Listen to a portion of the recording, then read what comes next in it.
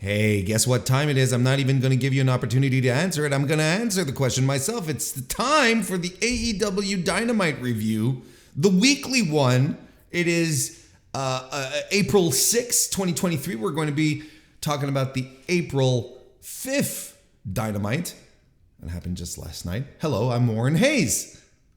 Hope you're having a wonderful week so far. We got a lot of stuff to talk about on another eventful edition of AEW Dynamite, and I hope you're going to stick around for it. And I especially hope that you're going to give this video a like and subscribe to the YouTube channel. If, of course, you're watching this on YouTube right now, youtube.com/MrWarrenHayes.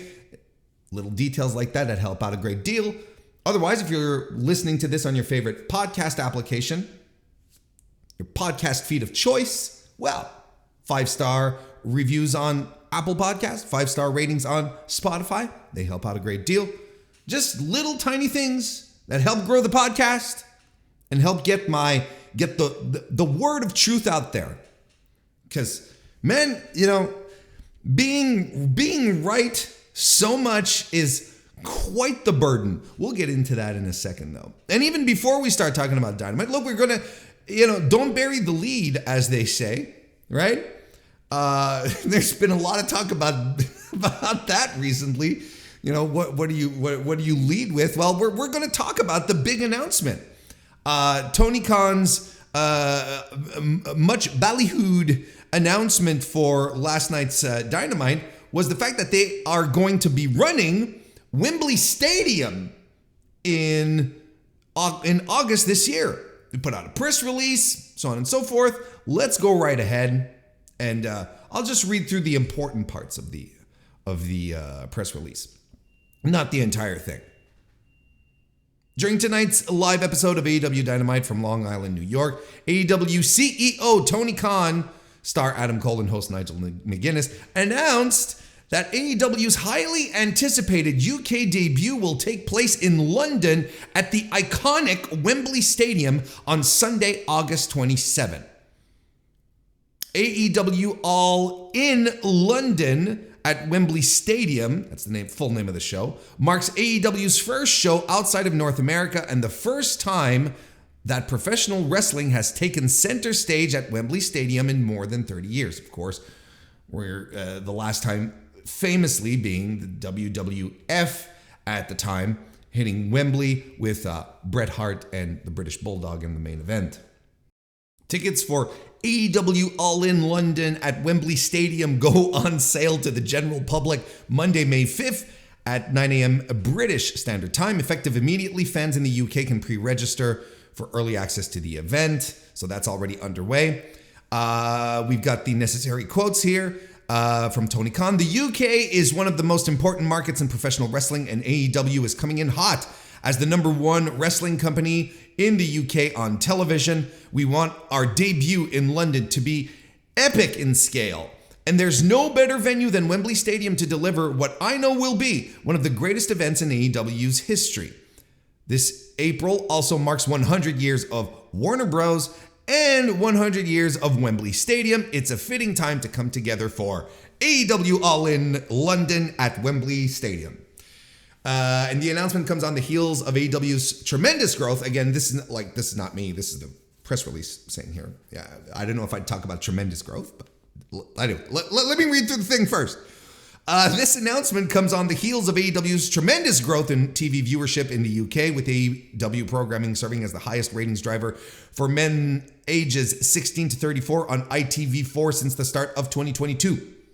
AEW reached 2.8 million men on ITV platforms in 2022 and began 2023 by increasing that reach by another 45% among men ages 16 to 34. So, I think this absolutely qualifies as a big announcement. Whenever Tony does, I've got a huge announcement, I've got an important announcement, when he starts hyping it up, sometimes it doesn't quite live up to that. And we've had recent examples of that. And, to me, I know people get really upset about it, but for myself, what are you going to do? Promoters are going to promote. That's their job. They might stretch the truth. They might, outright lie. They might, embellish or create hype. That's what they're for. That's their job, right? To promote. It's in the name. I think anyone reasonable was coming in here with leveraged, not leverage. What's the word I'm looking for? Tempered expectations. There we go. Just to, all right, okay, he's got a big announcement. But, I think this one absolutely qualifies at an important announcement. I think that was the term he was using, right? An important announcement. And I think that makes absolute sense.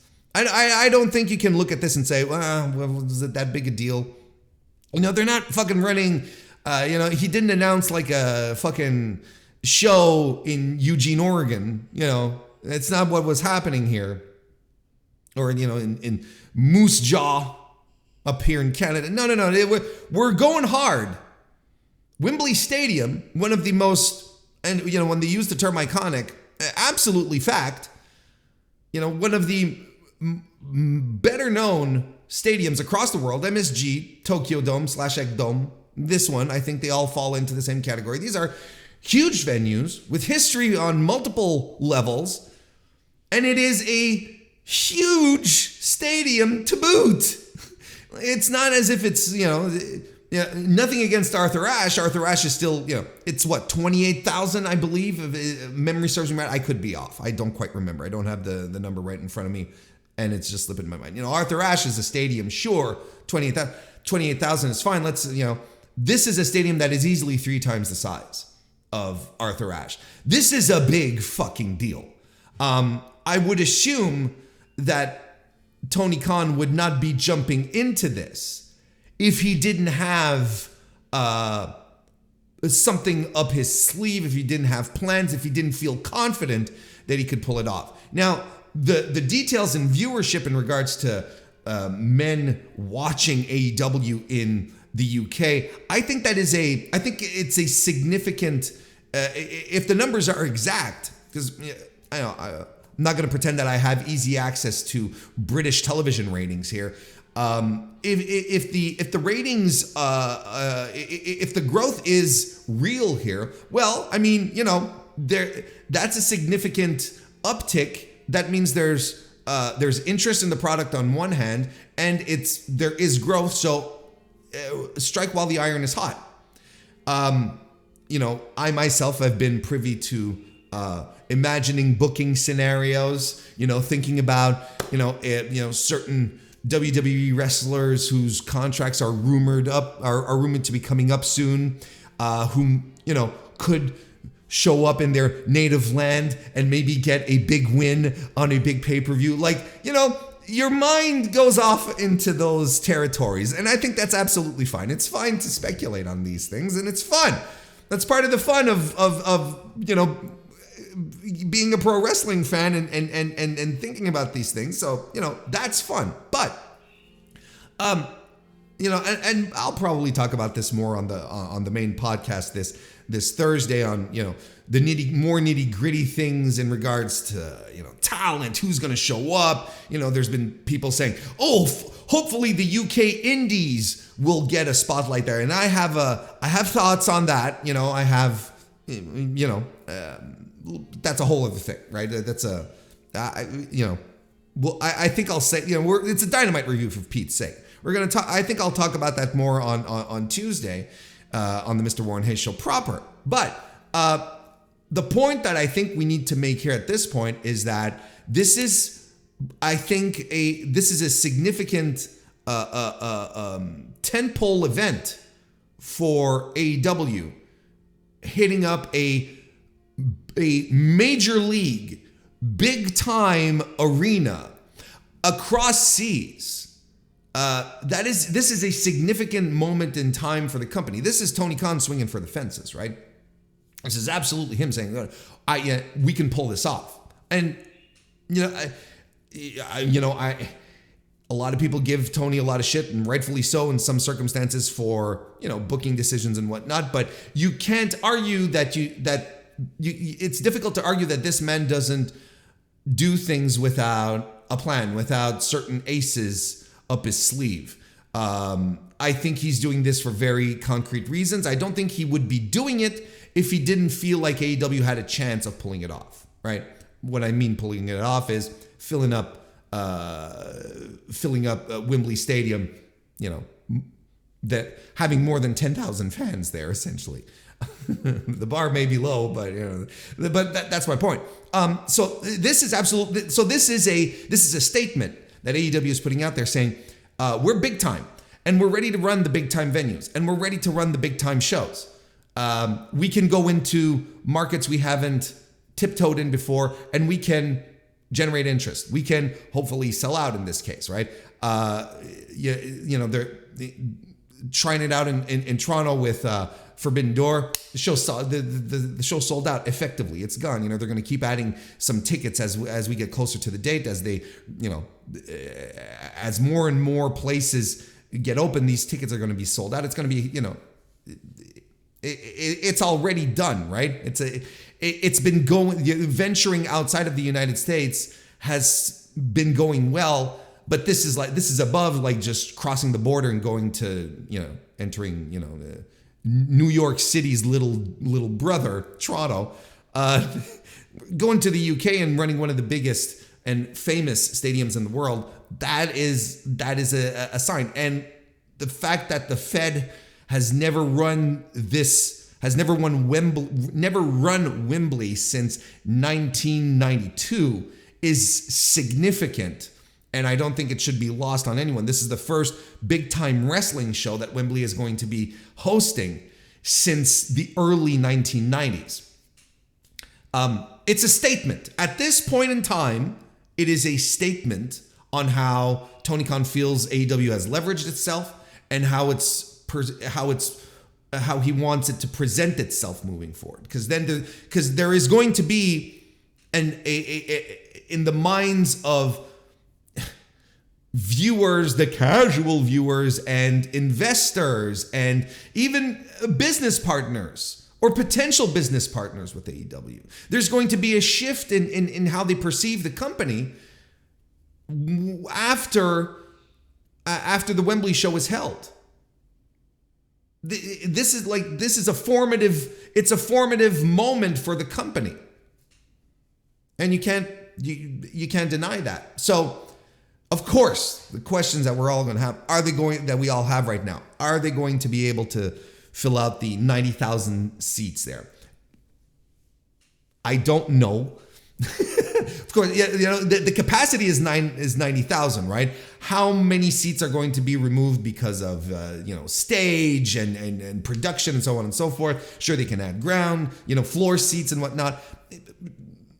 We'll see what kind of capacity. Let's have this conversation again when the pre-sale rolls around.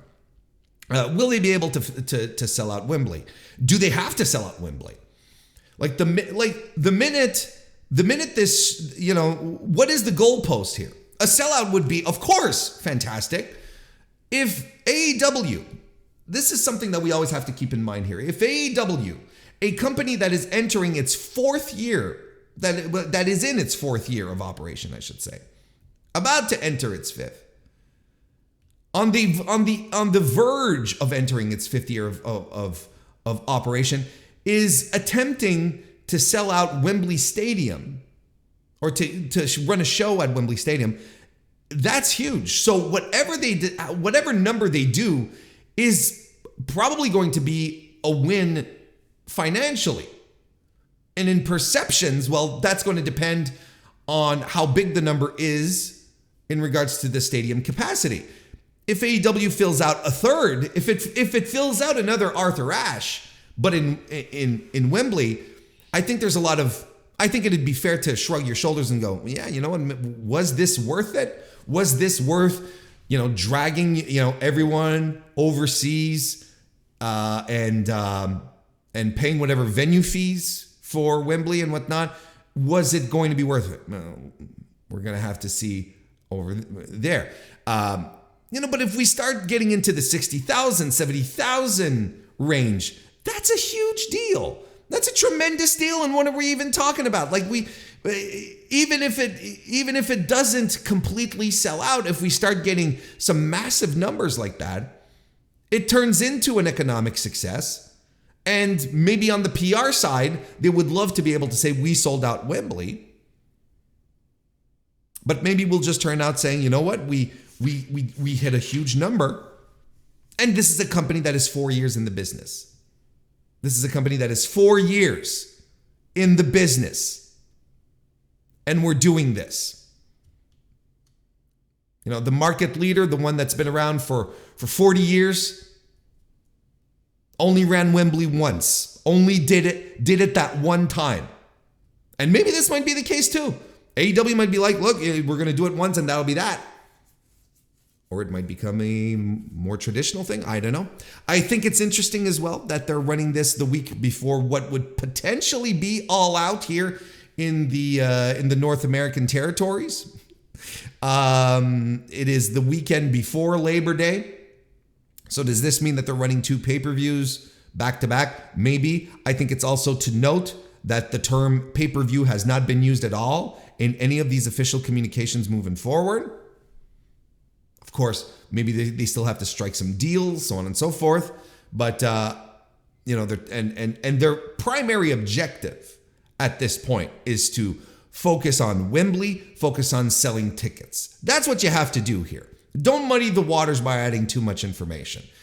They can make another announcement in a couple of weeks once the pre-sale is done to say, oh, by the way, the Wembley show will be available internationally on Fight and on Bleacher Report and all that bullshit, right? They can do that. But I still think it's, to note that they didn't call it a pay-per-view, right? They're not calling it a pay-per-view. It is, it's the AEW All-In London at Wembley Stadium show. Look, they're doing it on a Sunday night. I mean, all signs point to. I'm not saying that it's not going to be broadcast. Don't get my words twisted here. I'm not saying that it's not going to be broadcast, but I absolutely am saying that there hasn't been any indications yet that this is a show that's going to be broadcast in any fashion, which I'm sure it will be. Again, don't get me wrong. I'm going to buy the Wembley pay-per-view. Of course, it's like, because you want to see these things. So we'll talk about it more on Tuesday. We might talk about some, booking possibilities. Might go down some, some extra thoughts, some fantasy, maybe a little bit of fantasy booking to see what could happen. Talk about this idea that the indies have to, that I've been seeing circulating, that the UK indies need to be represented. Is AEW going to call in some of its partners to amp up the show? Look, there's a lot to talk about. And we'll figure it out as we go along. And we'll talk more about it on Tuesday. Because right now, we should review last night's edition of AEW Dynamite, as I mentioned earlier, April 5th edition from the UBS Arena in Elmont, New York, aka Long Island, the birthplace of MJF, the most magical place on earth. Now, at the start of this show, I said the burden of being right so often is a difficult one, and it's not an easy thing to carry. Being right so often is it comes with great responsibility, and it's something that you can carry with pride, but also with great humility. And this opening segment, the minute AEW Dynamite started on Wednesday, started off once again with MrWarrenHayes being right. And I'm like, God damn, I have to take another victory lap. I already took victory laps over WrestleMania weekend, and here I have to take another one. I'm going to have to take another one at the end of the show too. I'm not an athlete. My cardio is to shit. I can't be taking these victory laps all the time. At some point, I'm going to collapse.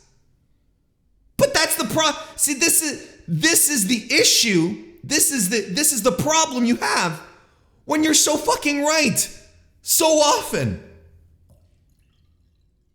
Because Ricky Starks was supposed to take on Juice Robinson, but instead what happens is Jay White's music hits before the match starts, and Jay White appears, and he runs down Ricky Starks and beats the shit out of him, lands the Blade Runner, and I'm sitting there and I'm like, well, here we go again, Warren.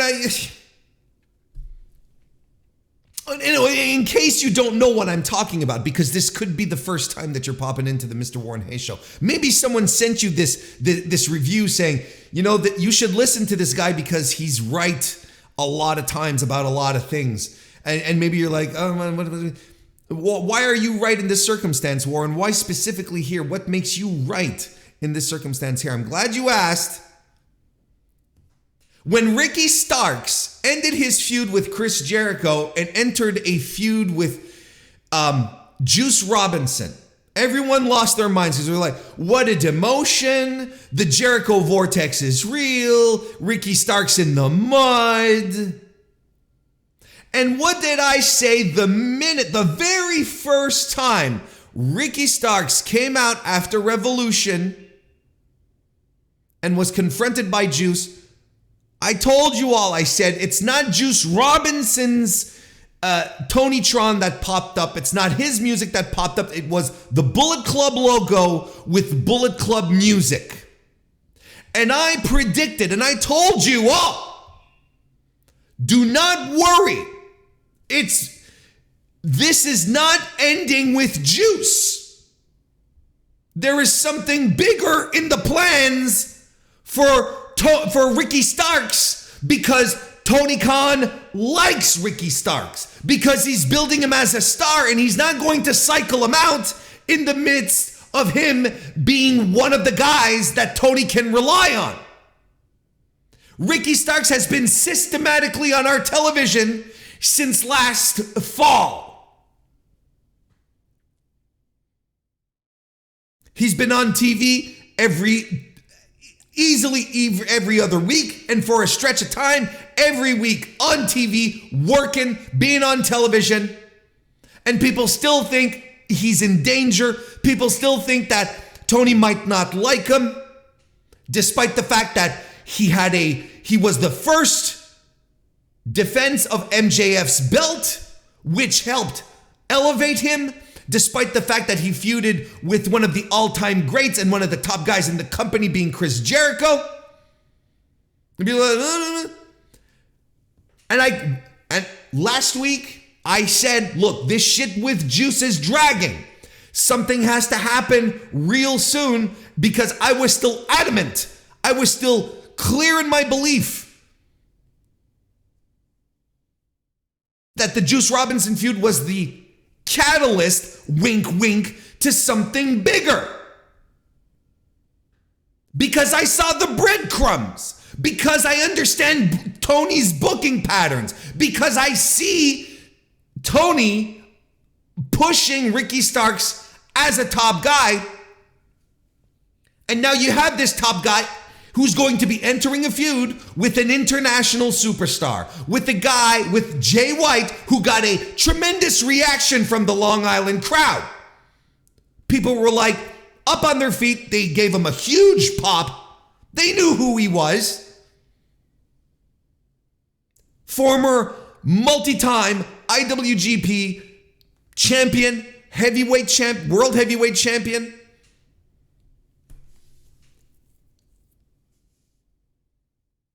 I said it last week. I said, look, this is the Juice Robinson shit is starting to drag. I don't quite understand it. I don't like it, but something's going to happen, and there you go. And there you have it. Big surprise debut. Jay White did not end up going to WWE, despite just reports last week of people saying, oh, there is still strong interest. I'm sure there was interest. This is the thing. I'm sure there was interest.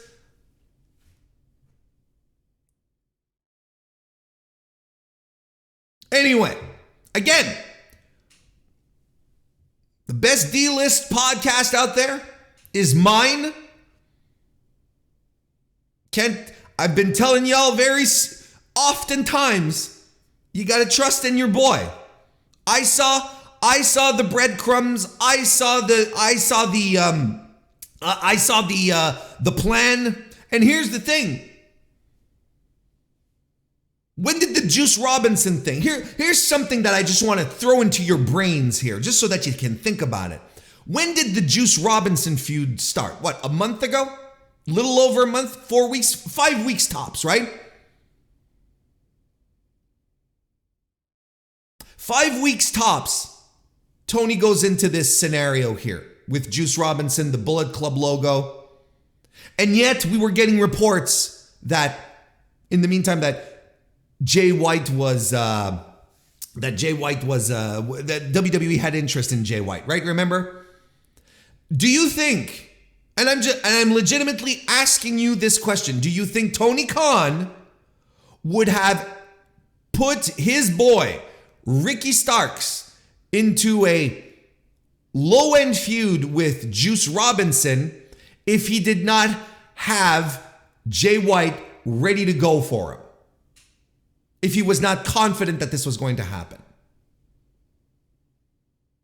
I'm not going to break this down. I'm going to let you think about that. I'm going to let you think about how about 4 to 5 weeks ago, we enter this feud that culminates with a surprise arrival of Jay White. While in the meantime, we're getting news reports that WWE is interested and is very confident they will sign Jay White. Tell me what's missing here. Tell me what's wrong. Tell me why we're getting a clear path, a clear story path set out in front of us, while meanwhile, we're getting other reports from WWE sources saying we're confident Jay White is coming with us. Why is that happening? I'm just leaving it as that. Let's move on. Backstage, Tony Schiavone is with Chris Jericho, asking him why he came out at the end of Adam Cole's return celebration to carry Dan Garcia back. Jericho says first and foremost that he's happy to see one of the boys come back from a big time injury, but it's also because of the celebration of Cole's return that he thought that he came out. He thought the celebration was disrespectful for Daniel Garcia, who just got beat and was in the middle of the ring, and this was going on, and Britt came out, and they were smooching, and there were the streamers, and yet poor Dan Garcia was there being ignored, and he says that is disrespectful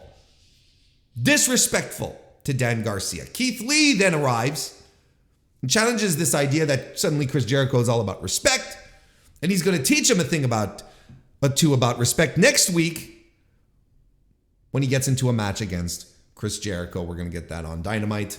Again, here we go with let me give you a spoiler here. Let me give you a little spoiler here. And we're going to talk about Adam Cole a little later, but I'm going to give you a little spoiler here about this in regards to this match. Chris Jericho is going to win. He's not going to win clean, most likely, but he's going to beat Keith Lee. Here's the second spoiler. People are going to go on the internet and they're going to complain that Keith Lee was fed to Chris Jericho. Well, I'm going to tell you, but anyone reasonable, anyone who has a good head on their shoulders will understand how we are going to be positioning Adam Cole and Chris Jericho moving forward. Because, you have to be willfully blind to not understand that this is where we're heading, right? For Double or Nothing, more likely. You have to be blind here to not see that Chris Jericho is being amped up for Adam Cole. And how are you going to amp up Chris Jericho other than give him some heat back?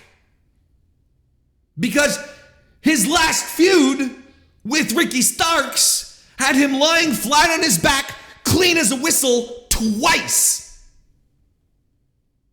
Your heels, to be effective, cannot always be losing. Now, Keith Lee is an internet darling. A lot of people love him, and I love Keith Lee as well. But I also understand what the plan here is. Put Chris Jericho in a match against Keith Lee so that Chris Jericho will come off as even more dastardly because he snuck a win past beloved wrestler Keith Lee. Because I'm going to have people say up and down, they could have put anyone in this position. No, they could not have. Yes, they could have had Chris Jericho beat a jabron, but they're putting him up against Keith Lee, who has a fan base, who is beloved, who's a big, meaty guy at the same time. One where you're like, oh shit, Jericho's in trouble. And Chris Jericho knows this, and he's going to use nefarious ways to beat Keith Lee. And this is what's going to make it effective. And this is why Chris Jericho needs some of this heat back off of someone who matters. If you put him in the ring with, I don't know, name a lower mid-carder on the like against Nick Comoroto. Are you going to be like, of course Jericho's going to beat Comoroto. Who cares, right? And no one's going to care. But people are going to care about this. And Keith Lee, here's another secret. He's going to be fine. He's going to be fine. Whenever Tony needs him to heat him up for anything else, he'll do it. And Keith Lee will be fine. Keith Lee's not going to be buried, because this is all the shit that we're going to hear. These are all spoilers. Keith Lee is buried. They don't know how to use him. He'd be better off in WWE, etc., etc., etc. When the clear story here is Chris Jericho and the need to heat him up for Double or Nothing against Adam Cole. And we're going to talk about Adam Cole as we move forward. But this is exactly what's going to happen. We're going to go back to this Jericho Vortex bullshit. We're already in it. We were already in it with the Ricky Starks stuff. And now Ricky Starks is going to be feuding with fucking Jay White, probably the biggest free agent signing outside of Kota Ibushi to be that's available out there right now. So I have no time for this anymore. I have no time for people who don't understand booking patterns, who don't see it, and who can't put their personal feelings in regards to a wrestler outside of analysis, outside of sitting down and just breaking down what's going on. Because look, you want to shit on Chris Jericho for donating to Trump's campaign? Be my guest. Go right ahead and do it. Please do.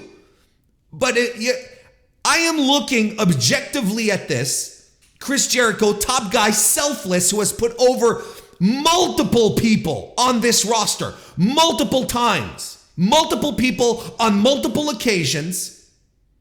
And you're going to tell me that this is bad because Keith Lee will be buried? Like, I don't have time for this. I don't.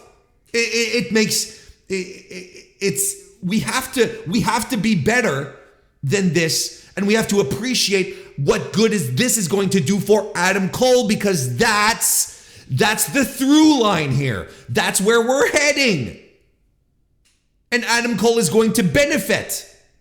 I'll talk about this in a bit. AEW World Trios match is what happened next. House of Black defeated the Best Friends. Sue, Trent's mom, is here. She's got the Dodge Caravan. Huge pop from the audience. Everyone loves Sue. Hopefully she brought a big tray of cookies. I haven't heard any report. This is why wrestling media fails us.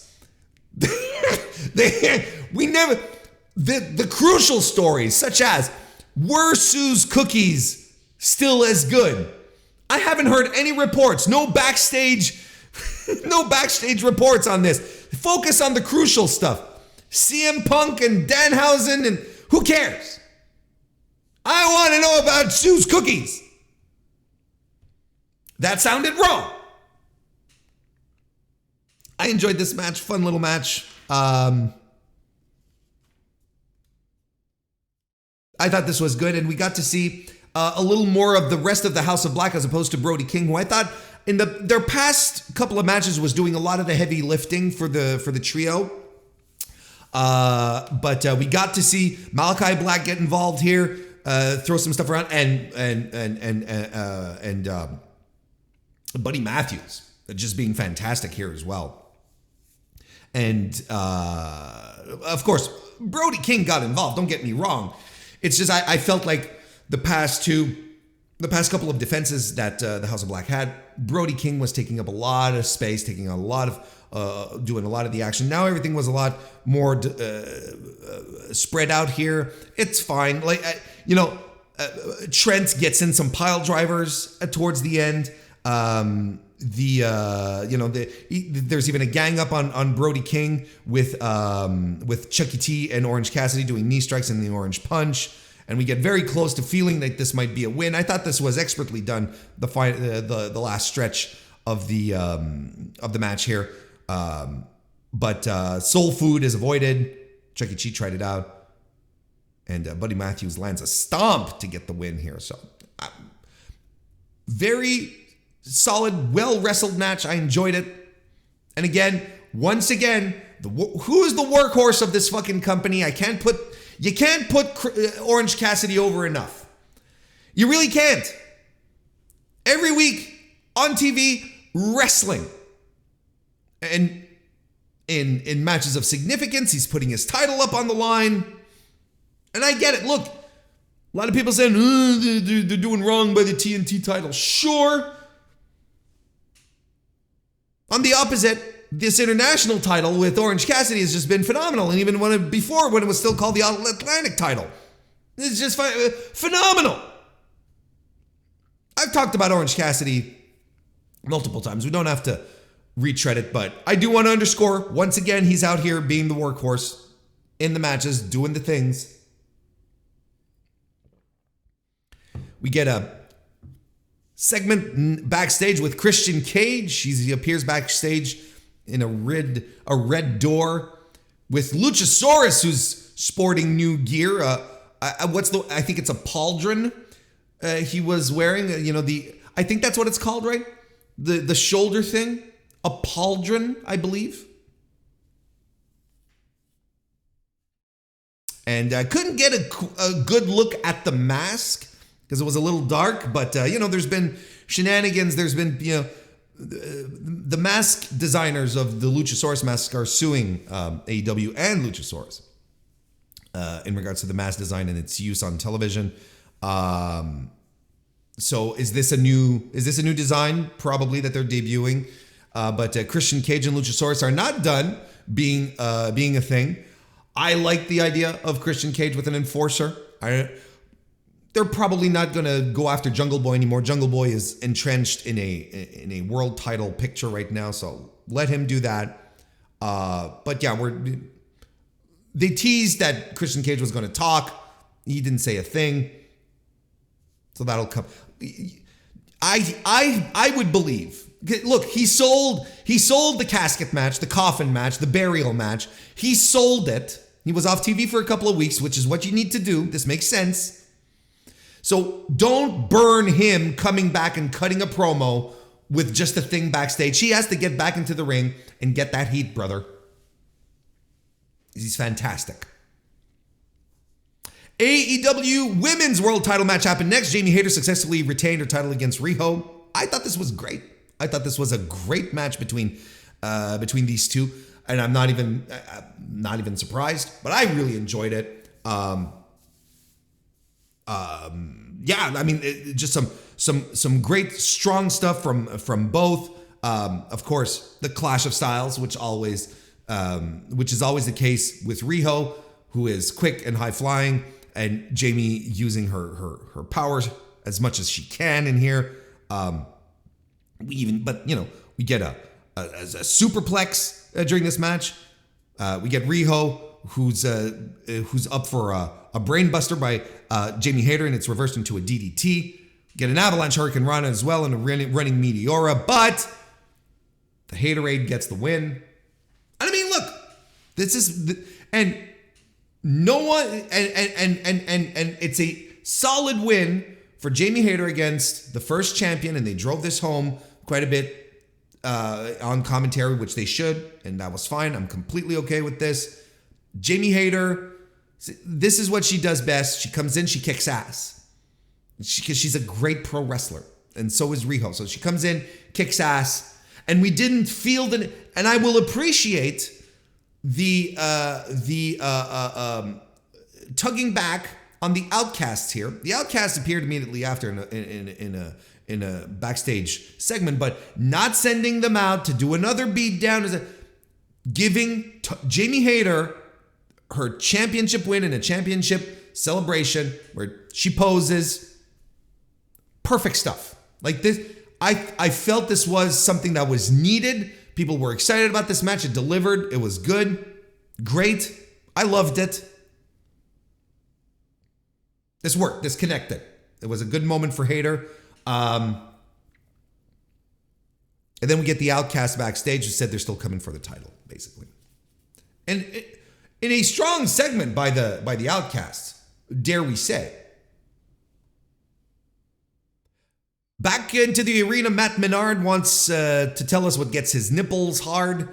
He says it's the acclaimed that are going to join the Jericho Appreciation Society. That's what makes his nipples hard. And the Acclaim make their entrance. But Max Caster does a rap, and he clearly is turning them down. But Angelo Parker doesn't seem to grasp the concept. And instead he says, look, I got us an 8-man tag on Rampage. So, all right.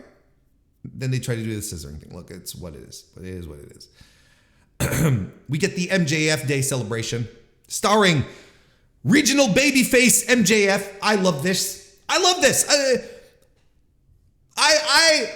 all for this. This is the regional heels, the regional babyfaces. Let's go.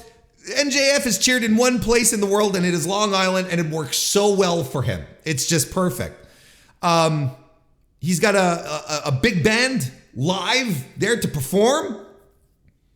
A jazzy old standard, Pennies from Heaven by Louis Prima. He's decked out in his white tux as well, his MJF. And he's doing all the jazzy crooner tropes as he's performing. I love this. And maybe it's because I'm fucking old. But I enjoyed this. And because I saw, you see all the tropes and he's sincere in it, and he's very good. Like this was a very competent performance. I thought he came off. He can sing, he can perform. He did the whole thing. It was extremely entertaining in something where I would probably be out here. A lesser man would have me out here burying it. But I liked it. He ends up in the ring with the town supervisor of Oyster Bay, Joseph Saladino, who, by the way, I have to point out, in the long-standing tradition of having, outsiders and other types of public speakers, politicians coming to pro wrestling to give addresses or, to read off scripts or whatever, in the long tradition of that, Joseph Saladino is a top 5 outside wrestling public speaker. He knew how to speak to a pro wrestling live crowd.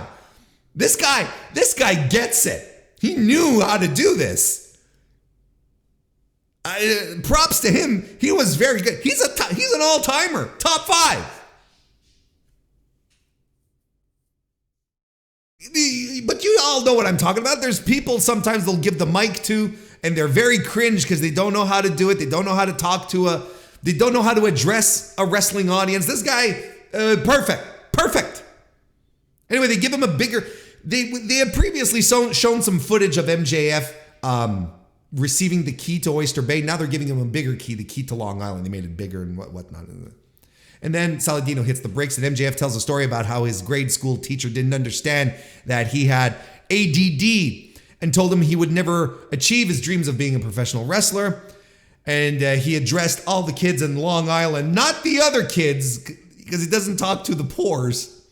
I'm talking only to the kids in Long Island. If they're being held down by people telling them they can't achieve their dreams because of ADD or other reasons, don't let them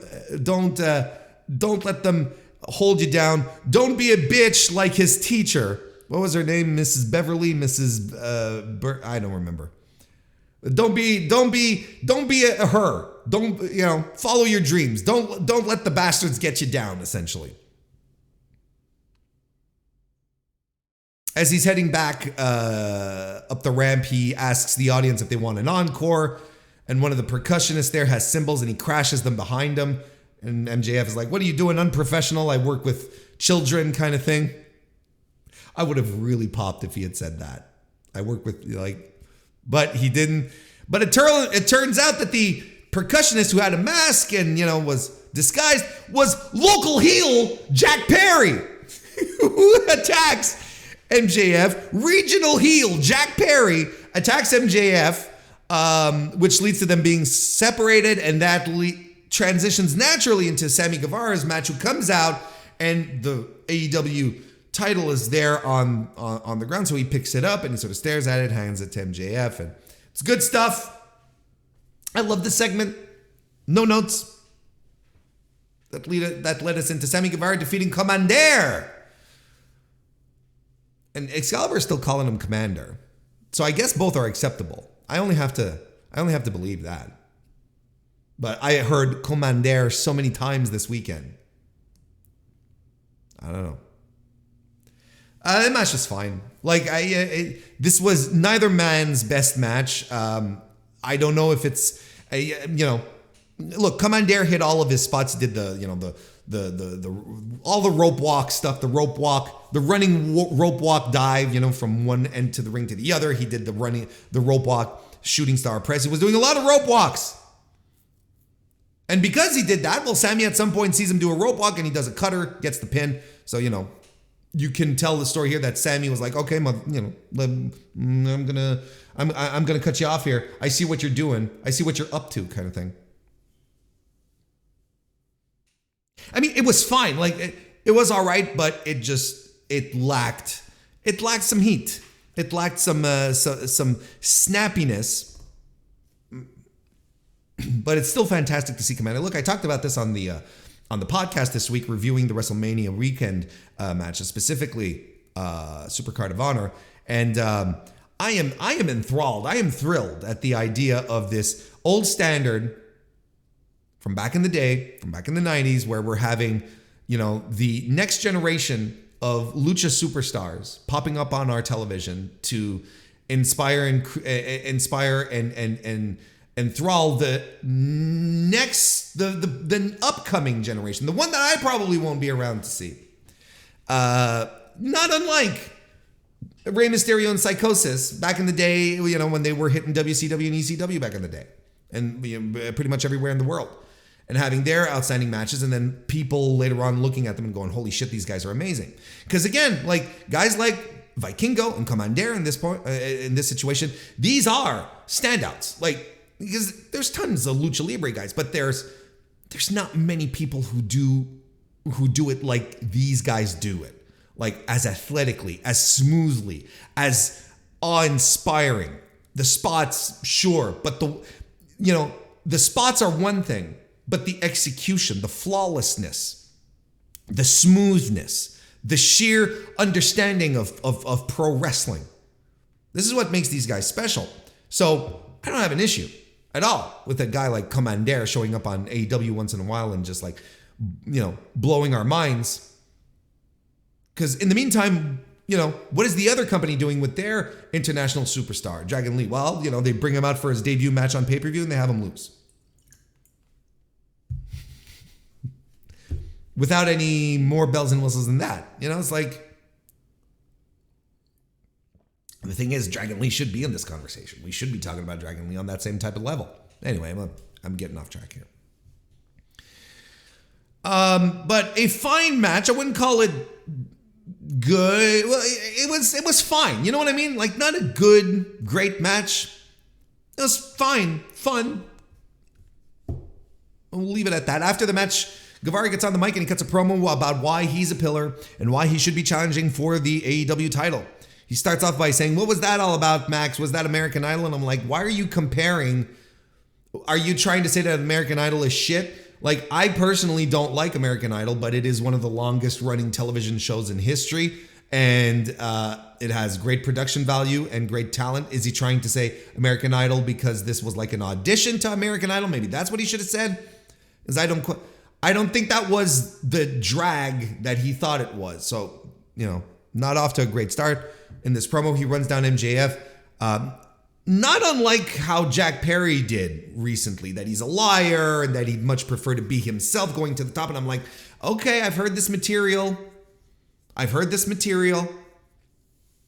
Says MJF didn't beat him the last time they fought, needed Shawn Spears to do it, and that AEW is good to him being Sammy Guevara. This is his home, this is where he met his wife, and he won't let the bidding war of 2024 interfere in this. I thought this was a very bog standard promo, and Sammy was trying to shoehorn energy into it, and it wasn't working. And if anything, I think Jack Perry, who is generally considered to not be great at promos, I think since this MJF stuff has started, I think he has been better. And I think Sammy was not as good as Jack Perry's most recent promos in this 4 pillars of AEW little feud going on here. I thought this was a very bog standard, very forced promo with material that we've heard. I don't know. And I don't want to just, I know it's popular. It's still au goût du jour to shit on Sammy Guevara because we don't like Sammy Guevara. We're not supposed to like Sammy Guevara, but this is not why I'm doing it. I thought his promo was mid, very mid. And the guy whose promos are supposed to be mid, i.e. Jack Perry, were better than this. So, I don't know. I know there's a lot of people who see a very high ceiling with Sammy. I don't. And people seem to think, he's a lot of people are like, but he's got so much time to develop and he's going to be so great. He's going to be 30. He's going to be 30 this summer. He's not at this point, Sammy Guevara is and I don't mean this again in a way to shit on him, but he's what you see is what you get kind of wrestler at this point. I'm not saying he can never improve, but we can't sit back and be like, he's going to grow into something fantastic. When you start hitting your 30s, there's patterns, there's things that have set in, and this is what we're going to get.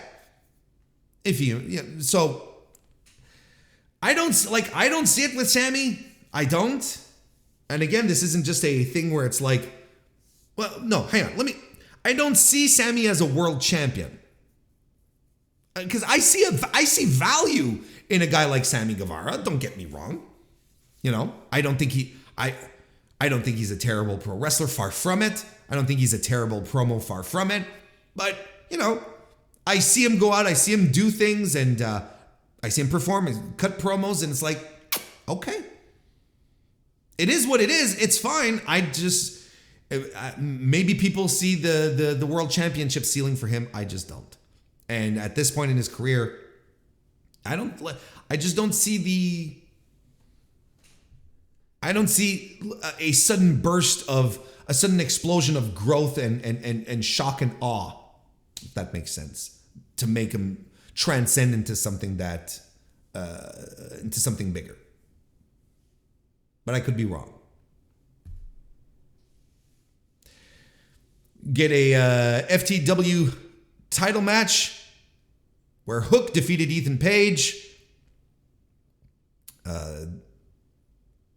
Look, outside of the T-bone suplex that Hook gave Ethan Page, there wasn't much wrestling to this. Again, it's still part of this angle with Matt Hardy and Isaiah Cassidy being reluctantly on the same page as Ethan Page. Ha ha ha. And basically, Matt Hardy keeps Ethan Page from using the FTW title to bean Hook across the head, and instead Ethan Page ends up eating the belt across the head, which allows Hook to get the win. And then Hook goes back up the ramp, fist bumping Matt Hardy and Isaiah Cassidy, and it's fine. It's fine. It's I will say, but I know he's out selling the injury because he's a pro. But this thing needs Stokely. Then we get the big announcement, which is led by Nigel McGuinness, who was announced earlier in the day to have an AEW contract. Makes a lot of people happy, makes me happy. Nigel is a fantastic savant when it comes to pro wrestling. If you were around in some of the heyday of NXT UK, you know how great of a color commentator he is. At the same time, he's fantastic. And he knows his stuff. He knows the wrestler. He knows wrestling. Heard him this weekend at Supercard of Honor as well. And, they're bringing him in as an announcer, and he was backstage doing the announcement. So good for him. Now, of course, the question that everyone has is, will he wrestle? Will he, does he still have one in him? Look, Nigel's injuries were very severe. They were life-threatening. There's reasons why he hasn't even remotely stepped into any kind of physicality in pro wrestling. So, look, we've seen many people come back recently from these types of injuries that we were told that they were told that would prevent them from ever wrestling again. Bryan Danielson, Katsuyori Shibata, Saraya. Is Nigel part of those? I don't know. Does Nigel even want to wrestle? I don't know. But I'll tell you one thing: if we're doing a show at Wembley Stadium, you've got yourself a big timer. You've got yourself a really emotional, built-in match right there, and especially if it's against the Clam Digger. Anyway, we're going off topic here. It's nice. I'm happy for Nigel, and I'm happy he's going to get to do this again. And he seemed to be very happy because he had vague tweeted about it about 10 days ago, saying there was something big coming up and he had a fresh new haircut and he was excited for the future and whatnot. So, yeah, I'm happy for him. I really am. So Tony makes the announcement, and Tony even refers to, he talks about All In, right? Because the show is going to be called All In. And he says, 5 years ago, 4 visionaries, Cody Rhodes, the Jacksons, and Kenny Omega held All In, the biggest indie show of all time. And now it's AEW All In at Wembley Stadium. So, we're attaching that. I guess now that he owns the Ring of Honor brand, everything's fine, right? Because that was the issue, right, with All In, is that it was a Ring of Honor owned the trademark, if I'm not mistaken. So I'm assuming everything's okay. And he brought in a wrestler to hype it. Who did he bring in to hype it? Who did he bring in to make it a thing? Adam Cole. Now again, this is something you have to be listening to your boy Warren, because what I've been telling you week after week after week is that Tony Khan is currently building Adam Cole to be a tippy top guy in the company. Not just a top guy, a tippy top guy. Hyping his return, giving him airtime to cut a promo, just saying, I'm coming back. And then, of course, the tie-in with the reality show, and Adam Cole then having streamers upon his return, right? Celebrating like he won like he won the fucking world title. And now he's the centerpiece of this, and he's like, Adam Cole is going to give the final delivery here. Adam Cole is getting rocket strapped. I've been telling y'all this for weeks. This is it. This is the one where everyone on Twitter who's been saying, oh, they bungled Adam Cole, they failed the This is it. This is the one. If you were upset that Adam Cole was being mistreated, now you have to be on board with this, because the signs are clear. Adam Cole, in my opinion, is probably being established right now to be the guy to take the title off of MJF. I'm backtracking my shit about him having a heel turn. I think they're going to do the babyface thing for a while, because they're putting him in a program with Chris Jericho, one of the top guys in the company, a guy who is a superstar and whose job has been to put other guys over. That's what Chris Jericho's been doing. It's observable. It's quantifiable. That's all Jericho's been doing. So to anyone who's been saying, well, they should have had Adam Cole fight someone else than Chris Jericho. Who? Why? Who will elevate Adam Cole as a definitive top guy, as a guy who matters to the company, if he's not fighting the top guys? The BCC and the Elite are on a collision course. So eliminate all those guys. Who's left?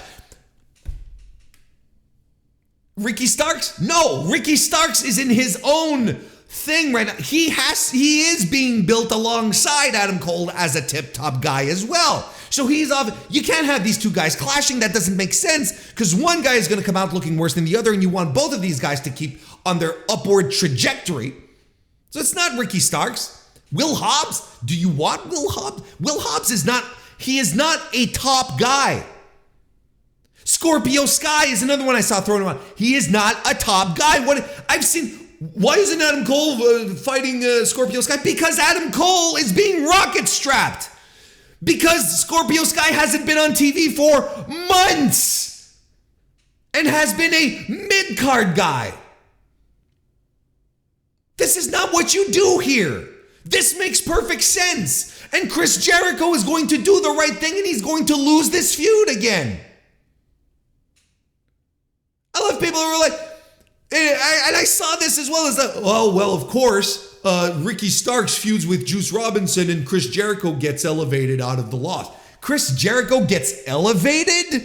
Chris Jericho is already on a plane that you don't need to elevate more. We're not elevating Chris Jericho anymore. Chris Jericho has hit the highs of this business. The analysis some people have boggles my mind. You're not elevating Chris Jericho anymore. You don't need to. He is his own entity. He has his own gravitational pull, sure. And what this means for Adam Cole is he's going to be on television every goddamn week. Something that people were bemoaning before, and now it's going to happen, and now they're just going to... Because I promise you, if Adam Cole was in a feud with Scorpio Sky, if Adam Cole was in a feud with Shane Strickland, if he was in a feud with Action Andretti or who the fuck else, he would be firmly entrenched in the mid-card, and that would be the end of that. Boxed in, and that would be that, and he'd be off TV a couple of weeks, and then he'd come back. He is in a big-time program with one of the top guys in the company whose role has been, I am going to put other people over.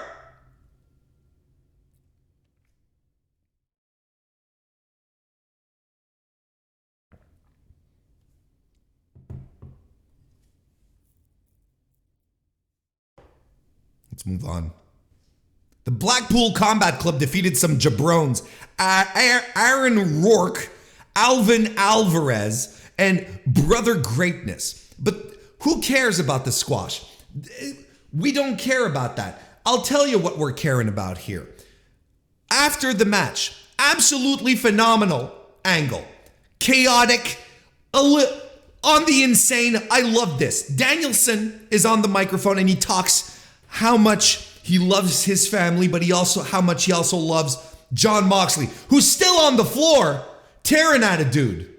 And he says, Jon Moxley, I love him, and him ripping at people's mouths, because that's what he's doing right now, while there's still chaos fucking everywhere.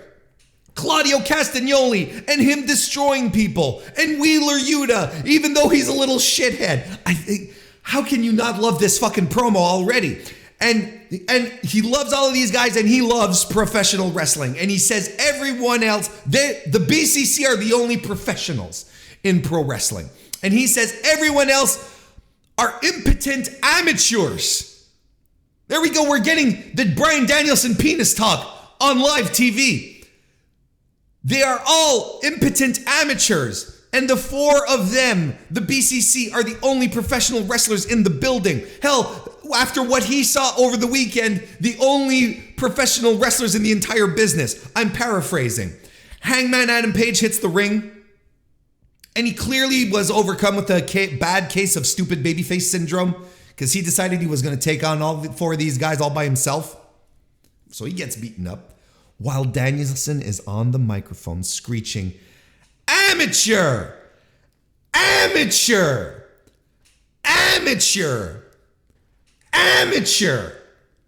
in the most despicable, screeching Bryan Danielson voice. It is outstanding. It is chaos. He underscores that no one loves you. I love these guys. I love the business, but no one loves you back, Page.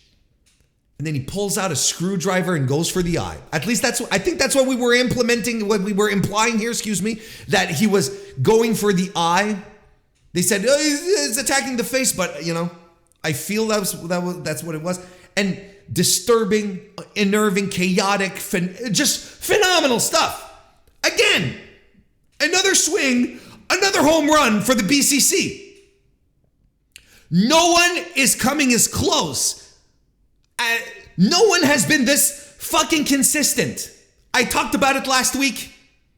Nothing in AEW has been this fucking consistent since January of last year, when they started putting this stuff together, when Mox and Danielson started feuding.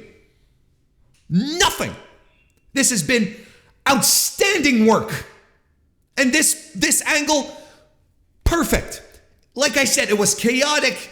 It was an assault. It was just violent, beat down. The screwdriver, loved all of it. Loved all of it. And again, look at the verbiage Danielson is using here. Look at the verbiage he was using. He's using, these guys don't look like professional wrestlers. Look like the elite, like the EVPs would have hired them, right? Again, going into the mouth of criticism that comes from other people who don't watch the show. And we're like, this guy doesn't look like a pro wrestler. What a goofball, cosplaying. This is the verbiage that Danielson is using. Again, using things that the AEW fan base are sick of hearing, but he's using it into his heel persona. God damn. Great. Excellent. Yes, the trajectory is absolutely, everyone's saying blood and guts. I'm crossing my fingers for anarchy at the arena. I'm not gonna lie. And then we get to the main event, AEW World Tag Team title match versus AEW Careers. But FTR managed to win the titles and defeat the Guns. I don't have many thoughts on the match in and about itself. I think the Guns stink. I don't see it, and I don't think they're. Look, I know why they were put in this position. I know why I understand it. They, just for the reason I just said. They're not the team that should be world champions, and that was the whole gimmick, right? And they proved it in this match because they tried to cheat, to win, overtly. And the referee was having nothing of it. Paul Turner, stalwart of Ring of Honor, calling it down the middle and using his discretion to be like, look, motherfuckers, we're not ending this like this. These guys' careers are on the line. We're not going to have any of your shenanigans. And they could not beat FTR without shenanigans.